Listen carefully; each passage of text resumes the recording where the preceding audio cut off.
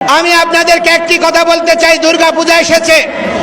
আমার কাছে বিভিন্ন পর্যায় থেকে আমি তথ্য পাচ্ছি এই দুর্গা পূজা নিয়ে আরেকটা রক্তাক্ত 21-এর ফয়তারা করছে বিভিন্ন রাজনৈতিক গোষ্ঠী। এই জন্য এবার কোন হিন্দু আপনারা পূজাতে বেড়াতে যাবেন না, কোন হিন্দু ডিজে বাজাবেন না, কোন হিন্দু অতিরিক্ত লাইটিং করে অন্যের পকেট ভারী করবেন না। ওই বর্ধিত টাকা দিয়ে যুবকদেরকে খাওয়ার দিয়ে তাদেরকে পরিপোষণ করে তাদেরকে প্রতিটি মন্দিরকে সুরক্ষার ব্যবস্থা করবেন। এবং আপনাদেরকে বলতে চাই যে এই এবারের পূজায় কোন পূজা মণ্ডপ যেন ক্ষতিগ্রস্ত না হয়, প্রতিটি হিন্দু নরনারী দ্বিতীয়বার যেন বলতে না হয়। আপনারা সংযুক্তভাবে পালাক্রমে পাহারা দেবেন এবং প্রতিটি পূজা মণ্ডপে অবশ্যই সিসি ক্যামেরা লাগাবেন।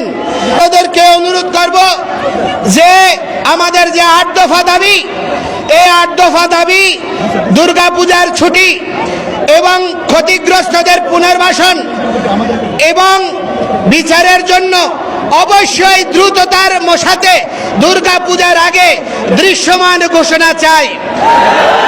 আর বাকি যে দাবিগুলো রয়েছে সেগুলো নিয়ে কমিশন এবং পর্যালোচনাগুলো করার শুরুর ঘোষণা চাই।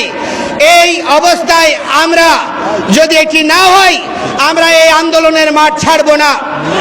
আমরা দুর্গা পূজা বিজয়া দশমীর পরের শনিবার অর্থাৎ দুর্গা পূজার 10 দিন পরে প্রথম সপ্তাহের পরে যে শনিবার হবে সেই শনিবার বিকালে আমরা লালদিঘি মাঠে চট্টগ্রামে মহাসমাবেশ আহ্বান করছি এবং সেখান থেকে প্রতিটি বিভাগীয় শহরে মহাসমাবেশ হবে। এর মধ্যে প্রতিটি জেলা উপজেলায় সমন্বয় সভা হবে এবং পরবর্তীতে আমরা সম্মিলিতভাবে সারা বাংলাদেশের প্রতিটি হিন্দু নরনারী আমরা রাজধানী অভিমুখে আসব। সুতরাং আমাদেরকে কোনোভাবে দমিয়ে রাখা যাবে না।